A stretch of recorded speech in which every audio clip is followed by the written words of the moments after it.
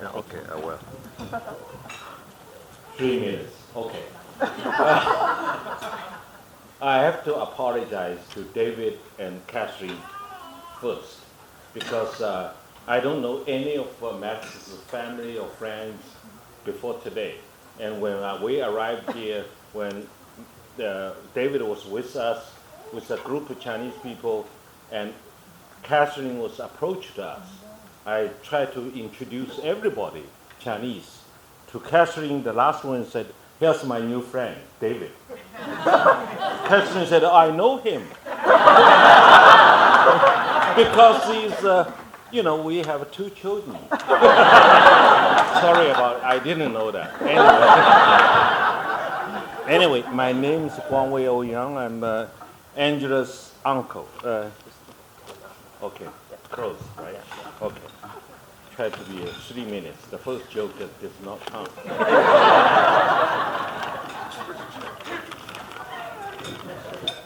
But that's real stories, not jokes.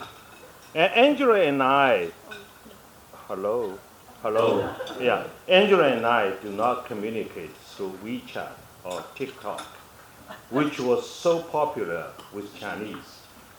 They are also very controversial, according to the recent federal interference inquiry.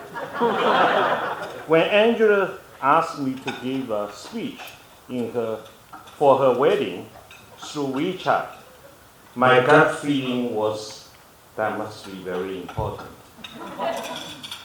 To make sure I wouldn't make mistakes, I called Linda for advice a few days ago. Say whatever you want to say. Really? That was not Linda's style since he became the CEO of a multinational company. Then she gave me a gentle reminder of Max comes from a well-educated family of surgeons, doctors, lawyers, and scholars. The implication, whatever I say, I have to match to that intellectual level.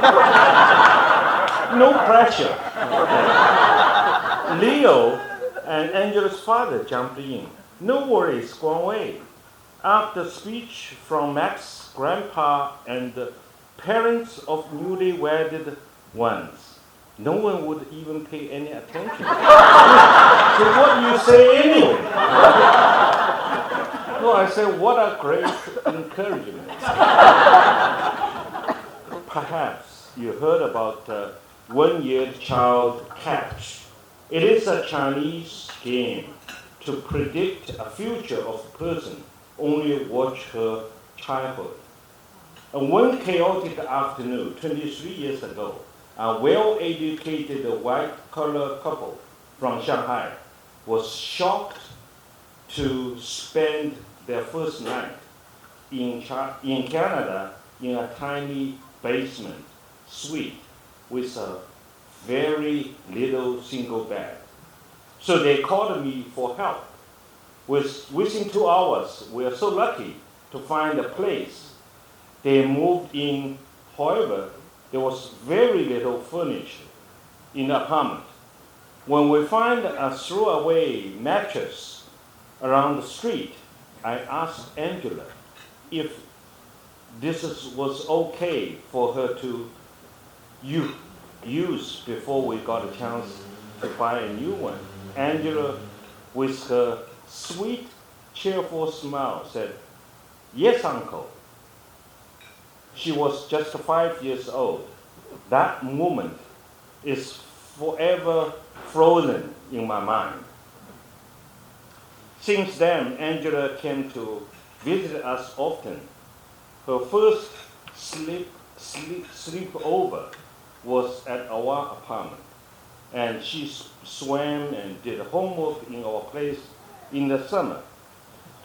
Unlike most of the teenagers who wouldn't even interested in hanging around with adults, Angela was always came to see us with her parents. Angela was always top student in her grade at school. I cannot remember the exactly advice I gave her when she applied for the engineering physics program, one of the toughest programs at UBC. I believe this program suited her because she is great at practical tasks and also great at theoretical thinking. Clearly, Angela is very well prepared for graduate study at Stanford and her career as building robotics for surgery. In one occasion, Linda and I was discussed the reason why Angela was interested even in applying for engineering physics at UBC. Linda's reason is very different. It was shocked to me because she said it was the engineering physics will provide Angela a statistically a better chance for finding a boyfriend. Because very few female students in the program. That's true. But anyway, I'm sorry to even let you know this. The last few years of our connection with Angela has been more intellectual. She talks about her studies and discussed interesting books together with me. And she recommended me to read Richard Taylor's book, Misbehaving. I was shocked to say, why do you ask me to read the book Misbehaving? And it turned out to be a Nobel Prize winner's book on the psychological aspect of economics, behavioral economics. Occasionally, when we had too much wine after dinner, we would also engage some crazy international philosophical debates. I still remember that we had a conversation on Bertrand Russell's famous barber's paradox.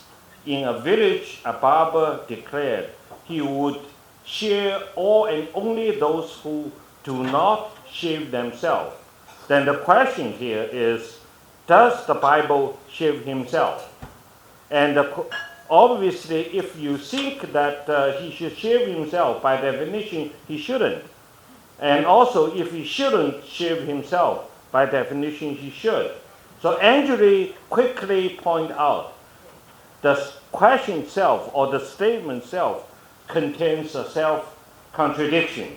That was a very interesting discussion. I always remember that. I have to apologize that I speak more than 3 minutes now. Finally, let's raise our glass to the happy couple and on this joyous occasion to the bride and groom. May your loving continue to grow and bring your happiness for the rest of your life. Yeah.